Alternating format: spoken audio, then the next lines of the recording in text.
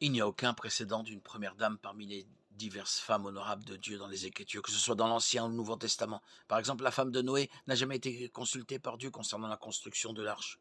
Genèse 6, 9. Sarah n'a pas accompagné Abraham lorsqu'il est allé offrir son fils unique au Seigneur. Genèse 22, 1, 19.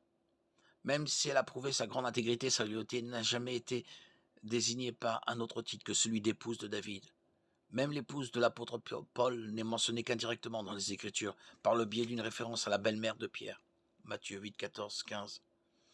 Puisque Pierre était un apôtre éminent et l'un des fondateurs de l'Église, sa femme ne devrait-elle pas avoir un niveau d'importance particulier? Mais elle n'est nulle part mentionnée. L'Église n'avait pas de première dame et elle ne se voit attribuer aucun office ou titre spécial dans l'Église.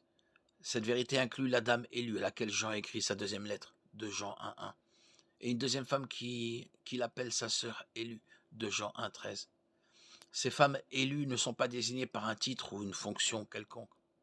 Jean exprime plutôt le simple fait qu'elles font partie de l'Église, comme lui et tous les croyants.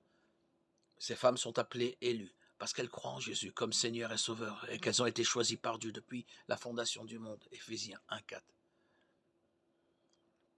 Bien qu'il soit tout à fait naturel d'accorder plus d'attention et d'honneur à la famille la plus visible de la congrégation locale, leur accorder un traitement royal crée une structure hiérarchique qui est diamétralement opposée à l'esprit d'humilité, de service, d'impartialité et de respect mutuel que tous les croyants doivent se témoigner les uns aux autres, peu importe qui ils sont.